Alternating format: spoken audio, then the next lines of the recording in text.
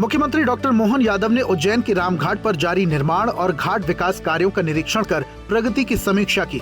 CM ने संभाग आयुक्त और मेला अधिकारी आशीष सिंह, कलेक्टर रोशन कुमार सिंह को निर्माण कार्यों की गुणवत्ता सुनिश्चित करने के लिए निर्धारित समय सीमा के अंदर कार्य पूरा करने के आवश्यक निर्देश दिए। सीएम ने कहा, शहर के नागरिकों, जनप्रतिनिधियों और प्रशासन के समन्वित सहयोग से ये विकास कार्य प्रभावी रूप से संपन्न हो रहे हैं।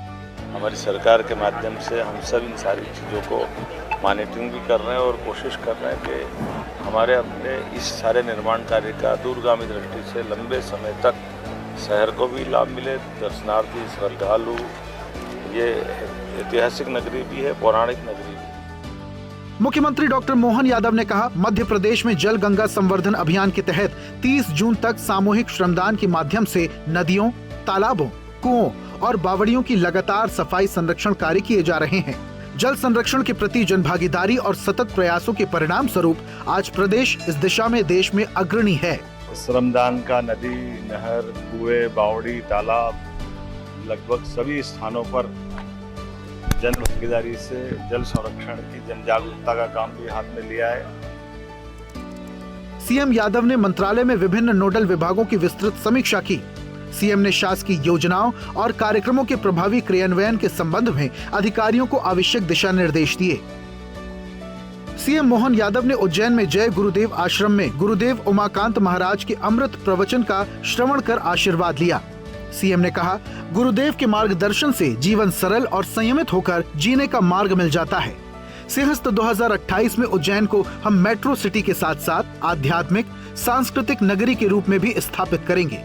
गौवंश के संरक्षण के लिए प्रदेश में गौशालाओं का निर्माण कर रहे हैं। वहीं उज्जैन समेत अन्य धार्मिक नगरों में शराबबंदी लागू की है।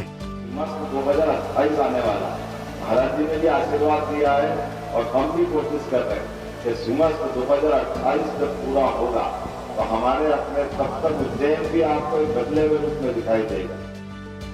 मुख्यमंत्री डॉक्टर मोहन यादव ने कहा, स्वच्छ भारत मिशन में जारी स्वच्छता सर्वेक्षण में प्रदेश के नागरिकों ने अब तक 19 लाख फीडबैक दर्ज किए हैं।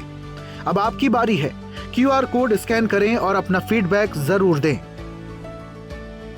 मुख्यमंत्री यादव ने भिंड विधानसभा क्षेत्र के विधायक नरेंद्र सिंह कुशवाहा को जन्मदिन की हार्दिक बधाई दी। सीएम ने कहा, आप सदैव स्वस्थ रहें और दीर्घायु हों, यही ईश्वर से कामना है। सीएम यादव ने मां भारती के अमर सपूत महान क्रांतिकारी सुखदेव की जयंती पर कोटि कोटि नमन किया। सीएम ने कहा, आपका अदम्य साहस और बलिदान युवाओं के हृदय में राष्ट्र सेवा की भावना का दीप सदैव प्रज्वलित रखेगा। मुख्यमंत्री यादव ने भारतीय सेना के प्रथम commander in chief field marshal KM Cariappa की पुण्यतिथि पर विनम्र श्रद्धांजलि दी।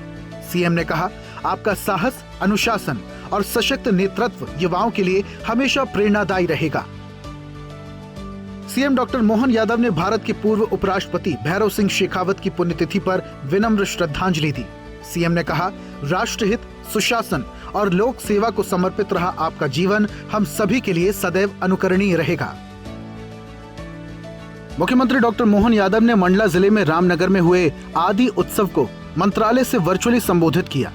इस दौरान मुख्यमंत्री ने कहा, आदि उत्सव जैसे आयोजन प्रधानमंत्री नरेंद्र मोदी विरासत से विकास के संकल्प को पूरा करने का माध्यम भी हैं। जनजातीय संस्कृति से जुड़ी वैभवशाली परंपराओं के प्रदर्शन और संरक्षण में ऐसे उत्सवों का विशेष महत्व है। पिछले 1 दशक से ये आयोजन जनजातीय समाज की गौरवशाली परंपराओं को जीवंत बनाए रखने में महत्वपूर्ण है। उन्होंने मंडला, डिंडौरी, बालाघाट, सिवनी, उमरिया और छिंदवाड़ा अंचल से पहुंचे गोंड एवं बैगा समाज के भाई बहनों का स्वागत करते हुए आयोजन की भव्यता की सराहना की। प्रधानमंत्री आवास की समीक्षा के दौरान मुख्यमंत्री डॉक्टर मोहन यादव ने कहा, प्रदेश में हर जरूरतमंद परिवार को पक्का घर उपलब्ध कराने के संकल्प को साकार करते हुए मध्य प्रदेश ने प्रधानमंत्री आवास योजना शहरी के क्रियान्वयन में देश भर में उल्लेखनीय उपलब्धि हासिल की है। प्रदेश में 10 लाख से ज्यादा आवास स्वीकृत किए जा चुके हैं, जिससे आवास निर्माण एवं हितग्राहियों को आवास उपलब्ध कराने में देश के अग्रणी राज्यों में मध्य प्रदेश ने अपनी मजबूत पहचान बनाई है। मुख्यमंत्री डॉक्टर यादव ने विभिन्न शासकीय कार्यक्रमों और योजनाओं के क्रियान्वयन के संबंध में शुक्रवार को मंत्रालय में आयोजित नोडल विभागों की समीक्षा बैठक की। उन्होंने कहा, प्रधानमंत्री नरेंद्र मोदी के नेतृत्व में प्रदेशवासियों के विकास, उनके जीवन स्तर में सुधार करना और जन जन के कल्याण के लिए राज्य सरकार प्रतिबद्ध है। इसी उद्देश्य से योजनाओं और कार्यक्रमों का क्रियान्वयन सुनिश्चित करते हुए सभी विभाग अपनी सार्थकता को स्थापित करें। विभाग अपने कार्य क्षेत्र की कठिनाइयों और चुनौतियों को चिन्हित करते हुए सकारात्मक भाव से उनका निराकरण करें। मध्य प्रदेश को सभी क्षेत्रों में देश के अग्रणी राज्यों में स्थापित करना हमारा प्रयास हो। मुख्यमंत्री डॉक्टर यादव ने कहा, वर्ष 2026 को कृषक कल्याण वर्ष के रूप में मनाया जा रहा है। प्रदेश में कृषि एवं उससे जुड़ी संबंध गतिविधियों को बढ़ावा देने की व्यापक कार्य योजना पर अमल जारी है। कृषि वर्ष में विशेष रूप से उद्यानिकी फसलों के क्षेत्र विस्तार को प्राथमिकता देते हुए प्रदेश में 1,32,147 हेक्टेयर अतिरिक्त क्षेत्र में उद्यानिकी फसलों का विस्तार करने का महत्वाकांक्षी लक्ष्य निर्धारित किया गया है। मुख्यमंत्री ने कहा, हमारा उद्देश्य किसानों को परंपरागत खेती के साथ ज्यादा लाभकारी उद्यानिकी गतिविधियों से जोड़कर उनकी आय में उल्लेखनीय वृद्धि सुनिश्चित करना है।